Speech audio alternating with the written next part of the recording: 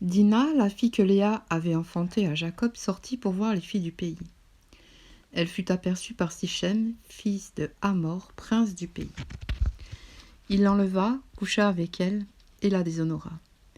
Son cœur s'attacha à Dina, fille de Jacob. Il aima la jeune fille et sut parler à son cœur.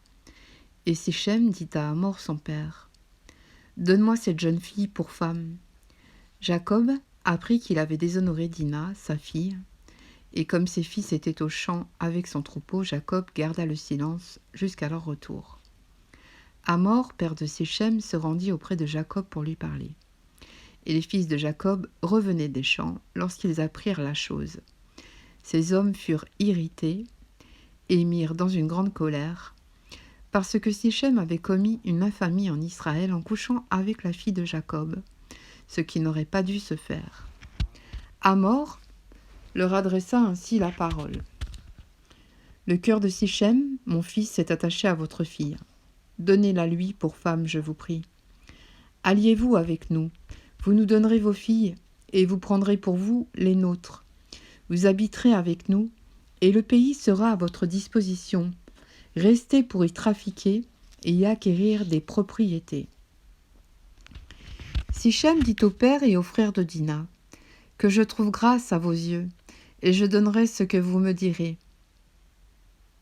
Exigez de moi une forte dot et beaucoup de présents, et je donnerai ce que vous me direz, mais accordez-moi pour femme la jeune fille. » Les fils de Jacob répondirent et parlèrent avec ruse à Sichem et à Hamor, son père, parce que Sichem avait déshonoré Dina, leur sœur. Ils leur dirent, « C'est une chose que nous ne pouvons pas faire que de donner notre sœur à un homme incirconcis, car ce serait un opprobre pour nous. Nous ne consentirons à votre désir qu'à la condition que vous deveniez comme nous, et que tout mâle parmi vous soit circoncis. Nous vous donnerons alors nos filles, et nous prendrons pour nous les vôtres. Nous habiterons avec vous, et nous formerons un seul peuple. Mais si vous ne voulez pas nous écouter et faire circoncire, nous prendrons notre fille, et nous nous en irons. » Leurs paroles eurent l'assentiment de Hamor et de Sichem, fils de Hamor. Le jeune homme ne tarda pas à faire la chose, car il aimait la fille de Jacob. Il était considéré de tous dans la maison de son père. Hamor et Sichem, son fils, se rendirent à la porte de leur ville, et ils parlèrent ainsi aux gens de leur ville. « Ces hommes sont paisibles à notre égard, qu'ils restent dans le pays et qu'ils y trafiquent. Le pays est assez vaste pour eux. Nous prendrons pour femmes leurs filles, et nous leur donnerons nos filles.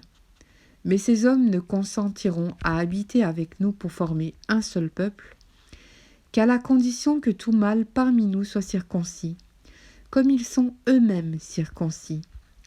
Leurs troupeaux, leurs biens et tout leur bétail ne seront-ils pas à nous ? Acceptons seulement leurs conditions pour qu'ils restent avec nous.